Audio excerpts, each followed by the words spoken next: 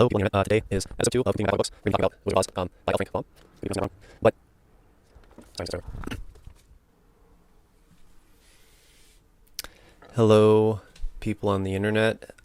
Today is episode 2 of Completing My Backlog of Books, and we're going to be talking about The Wizard of Oz, The Wonderful Wizard of Oz, sorry.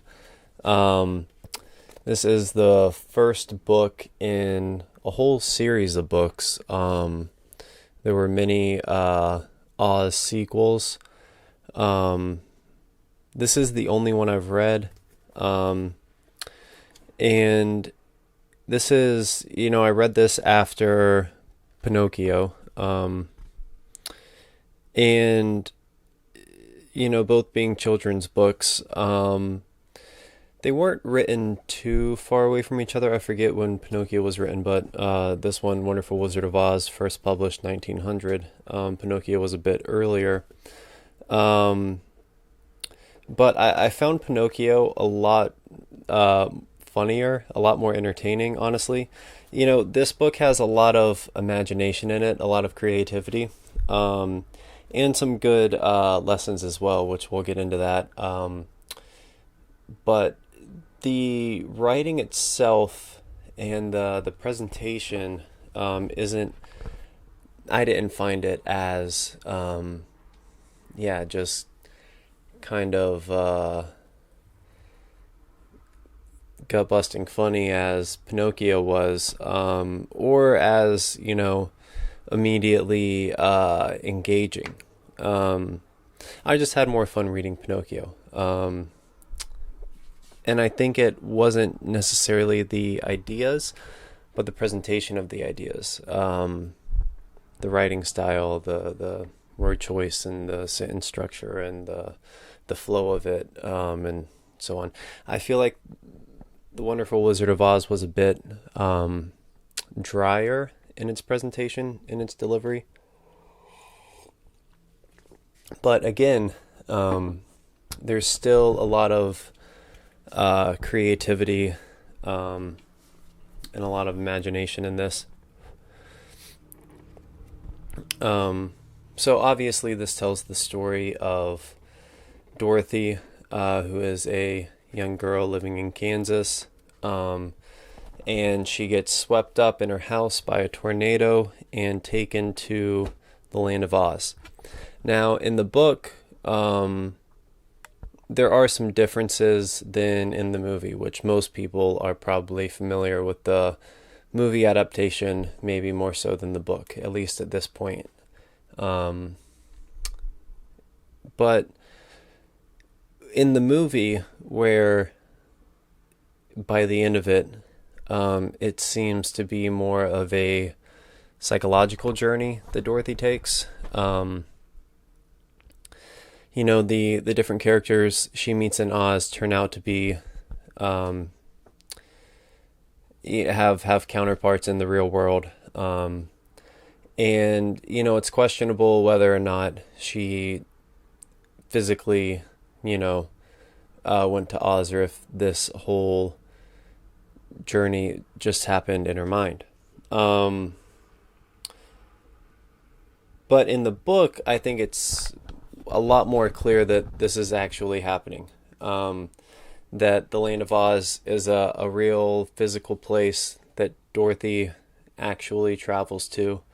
And that there's no ambiguity about if this is, all just have some sort of psychological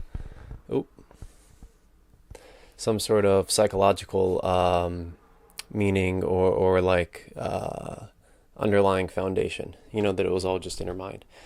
There's no ambiguity about that in the book as there is in the movie, I think.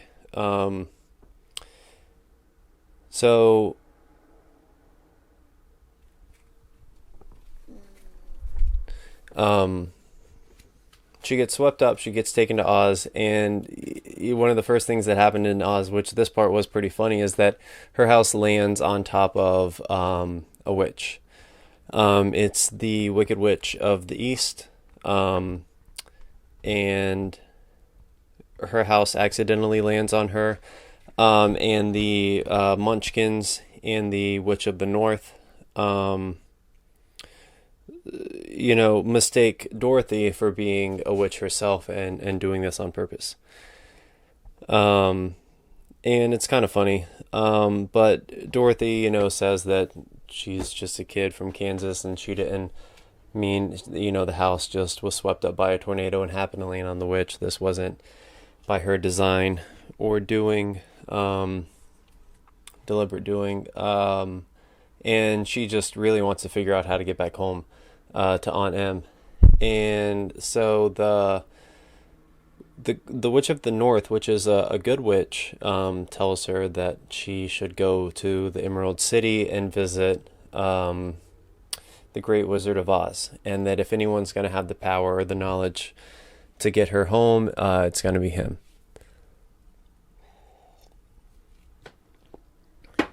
And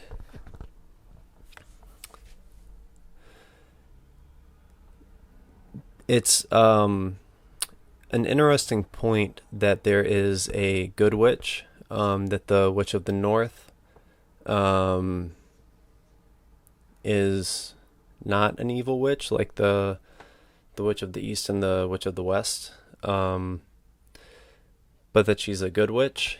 And the introduction to this book, the copy that I have, which was written by J.T. Barbaris, the introduction was, if it'll focus there, and he makes a comment that was an invention of the authors, L. Frank Baum,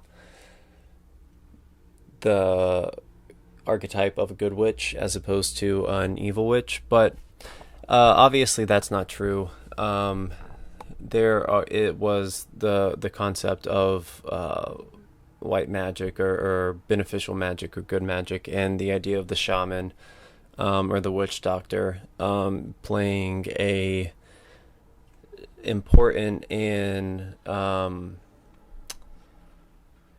abreactive, in some cases, role in society. Goes back anthropologically for centuries and centuries. So obviously the idea of good magic or a good witch was not an invention of the author of The Wonderful Wizard of Oz. And the Barbaris, the author of the introduction, who makes this comment, even says that Baum was familiar with cultural traditions and religions that had more of a pantheistic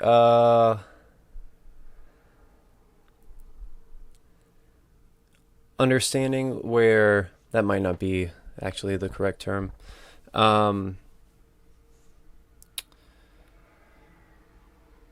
But regardless, he seemed to reference the idea that Baum was familiar with various religious and cultural traditions, and surely, it would make more sense to think that he would have adapted the idea of good magic from these various other traditions he was familiar with.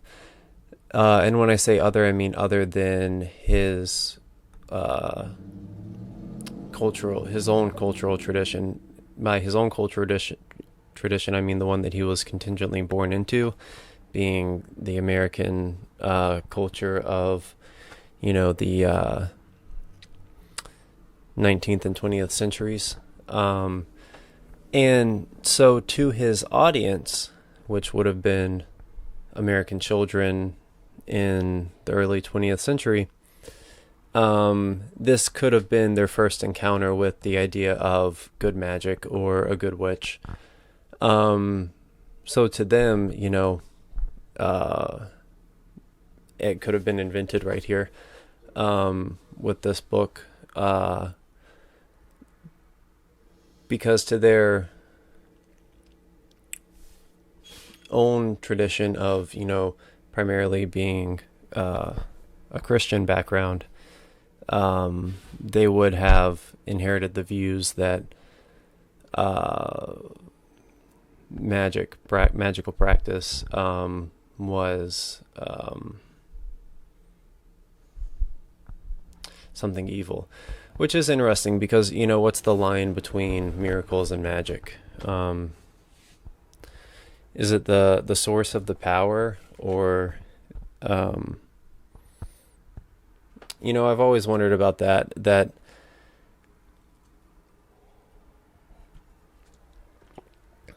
a lot of Christian traditions tend to condemn magic, but a lot of their own traditions and seem to greatly involve magic. Like is what's it called, transubstantiation not a magical act of sorts? Are the miracles that Christ performs not a magical act? Again, that's a question I don't know the answer to, honestly. What the difference between a miracle or a magical act would be. But anyways, so it is novel here, the idea of a good witch, especially to the audience who would have been the target demographic for The Wonderful Wizard of Oz when it was published. And on the target demographic, the author also mentions the comparisons that are made to other children's stories at the time, especially Alice in Wonderland.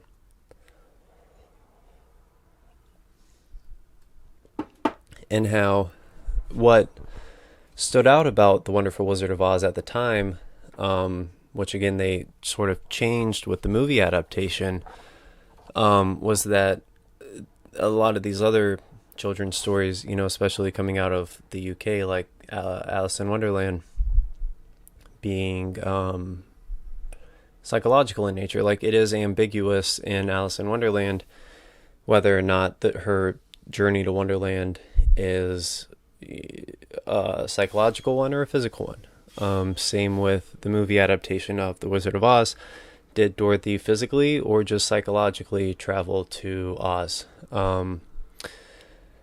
But in the book, again, that's one of the things that at the time set it apart from these other children's stories that were really popular, is that there wasn't any ambiguity. It seemed to be pretty clear that, Dorothy actually traveled to Oz and actually needs to get back to Kansas. And the way she does get back to Kansas,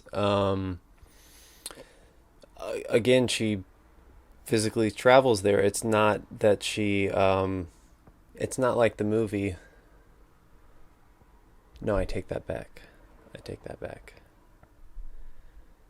I'll have to look again and see how she gets back. Because I think I was thinking of when she takes the hot air balloon, but then I'm pretty sure that doesn't actually work. And I think she does get back with the shoes.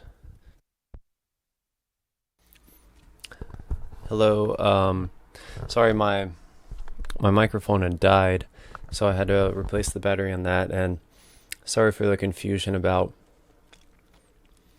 how the book ended. Yeah, so she goes back to the Good Witch and asks her about getting home, and because the Wizard of Oz takes off on the hot air balloon, which is how... Sorry, I also have a peppermint in my mouth. But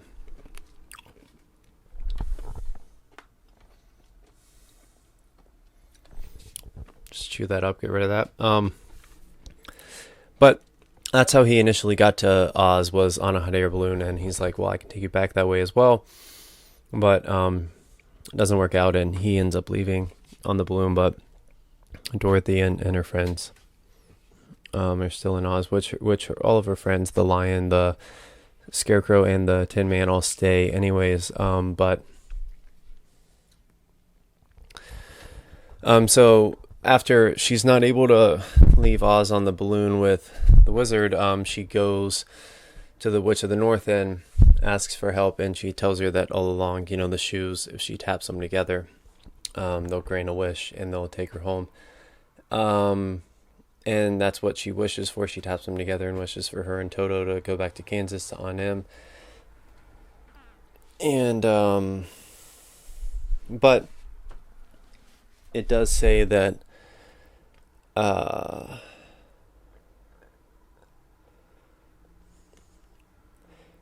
one last goodbye. She clapped the heels of her shoes together, saying 3 times, "Take me home to Aunt Em." Instantly, she was whirling through the air so swiftly that all she could see or feel was the wind whistling past her ears.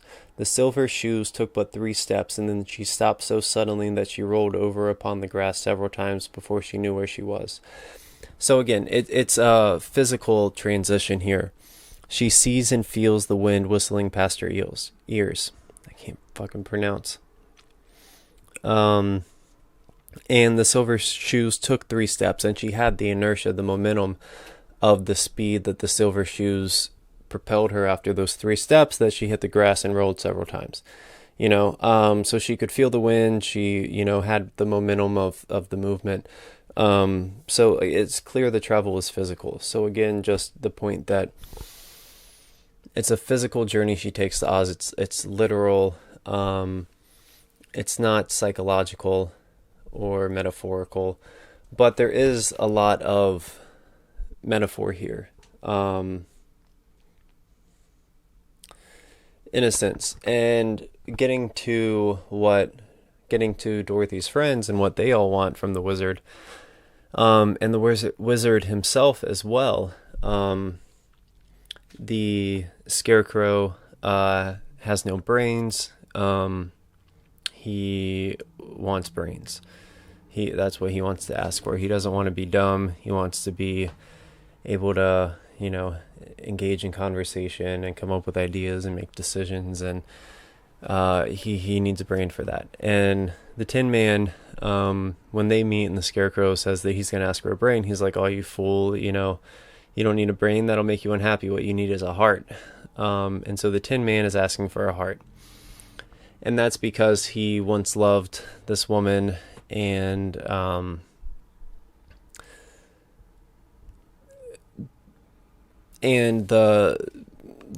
their marriage kept being sabotaged by the woman he loved, her grandma or something.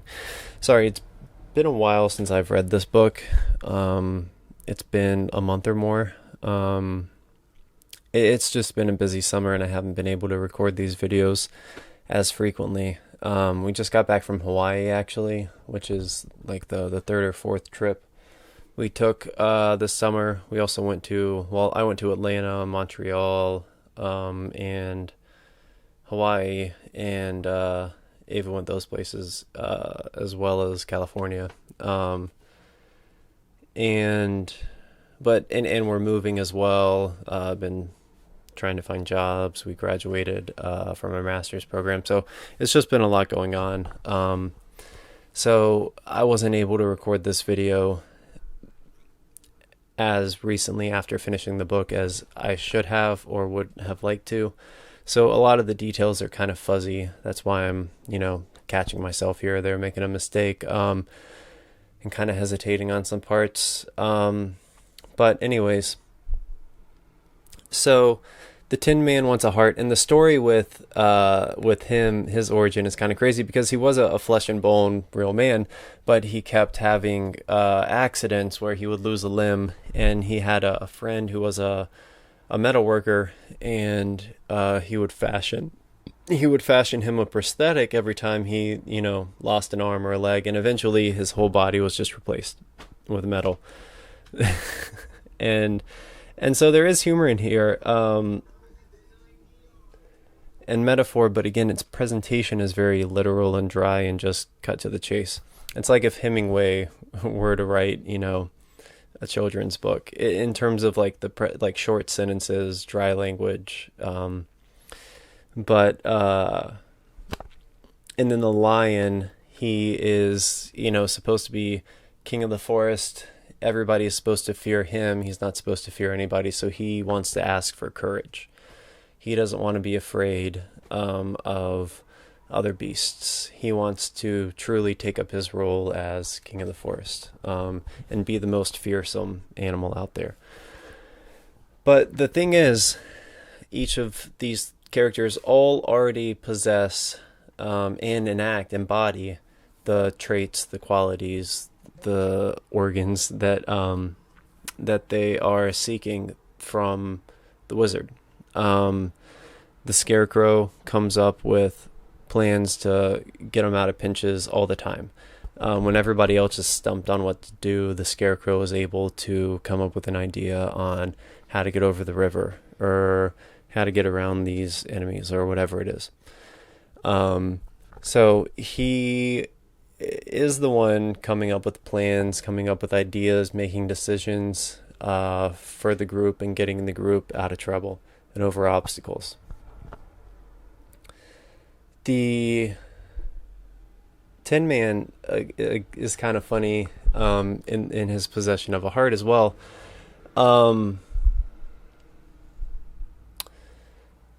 And there's a line I'm trying to remember. It's something about, the comparison of the brain to the heart, and that the Tin Man... Oh, no, it's about moral decisions. The Tin Man is like, I have to be careful. Like, I can't even step on an ant because I don't know if it's the good thing or the wrong thing to do.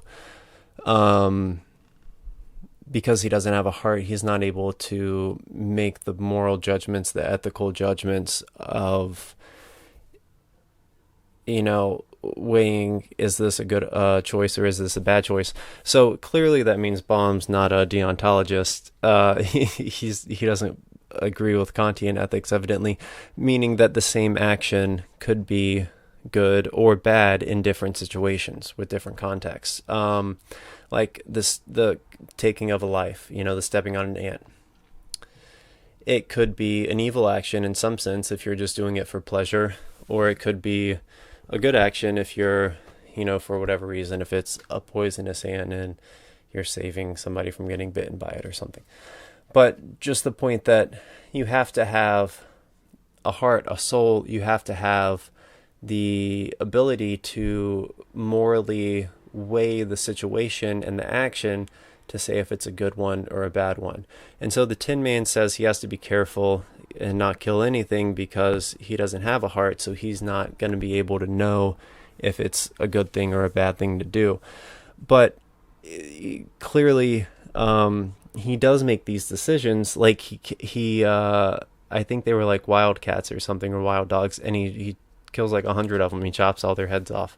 So he kills stuff in multiple occasions, multiple instances. He kills things to save his friends or to save some other innocent, would-be innocent victim.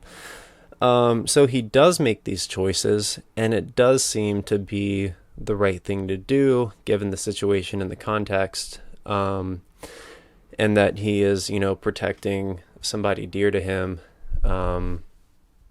in taking of this life. He's not just doing it for sport or for pleasure or whatever. So, again, he does have a heart. He is able to, one, care and sympathize with others, and two, morally judge and weigh varying actions and situations and whatnot. And the lion, thinking that he is cowardly, asking for courage, wanting to be brave and courageous, and thinking that he isn't currently, that he needs some gift, some power from the wizard to give this to him.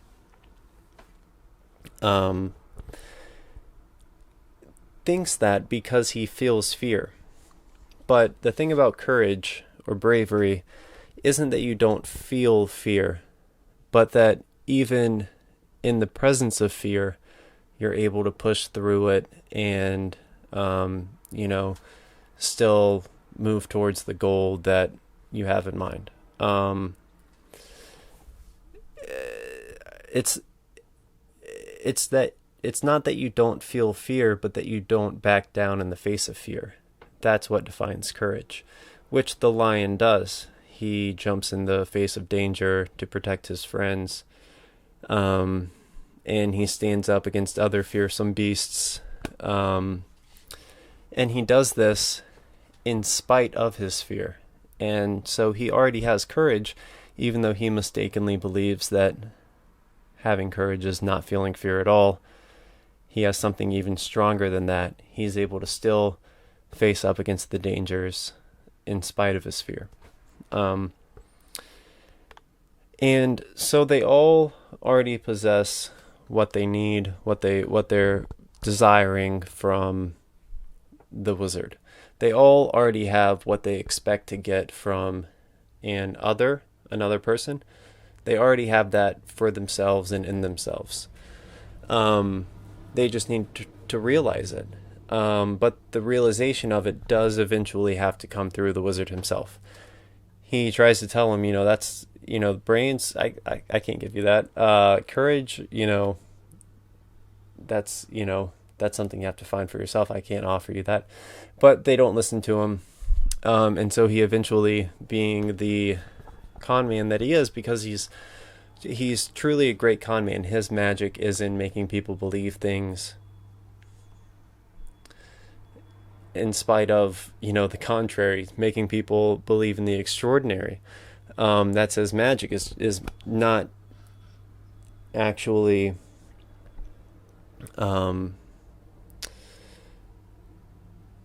not conjuring the extraordinary, but just conjuring it in the sense of people's own imagination and beliefs. He makes people believe in the extraordinary. And so he comes up with, witty ways to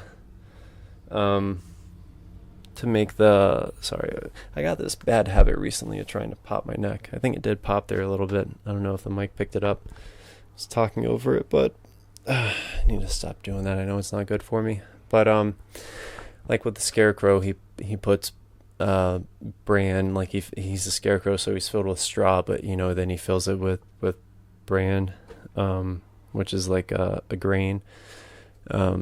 Play on words, and he does similar witty things that, again, I'm kind of forgetting at this point, with the scarecrow and with the lion, to where they just have to, they already have the thing they're looking for. They just have to believe that they have it. And the wizard is able to make them believe that, even though he's not offering anything else other than convincing them of, of convincing them to believe it, that they already have these qualities or whatever. Not that they already have them, but you get the point. And that's what he does with all the people in Emerald City. Emerald City isn't made out of emeralds. Maybe the outer wall is the facade for visitors approaching, but once you get inside, a mandate, a law of the land is that you wear these glasses. And the rationality is you wear them because the brilliance, the brightness of the Emerald City would blind you otherwise. But in reality, what they're doing is they're tinted lenses. They're green, they're emerald lenses. And so you don't have to build an Emerald City, you just have to make people look through emerald lenses to believe that they're living in or visiting the Emerald City. And so, and there's this funny line by the wizard when Dorothy finally finds out that he's a con man, that he's a phony, that he's like, well, when people ask the impossible of me, what do you expect? What else am I supposed to do other than con people into believing that I achieved the impossible? When you ask me of the impossible, I'm not going to be able to do it. Closest thing I can get is making you believe that I did it. When you ask for an Emerald City, I'll believe that I'll make you believe that you're in it. When you ask me for courage, I'll just convince you that you have it, which in the lion's case was true. And so on and so forth. So yeah, I thought that line was kind of funny. But it makes sense. And he's not a bad guy because he's a con man. He's giving these people the joys that they were looking for, but it's their own mistake for thinking that they were going to get this from somebody else instead of from the beginning looking within themselves. And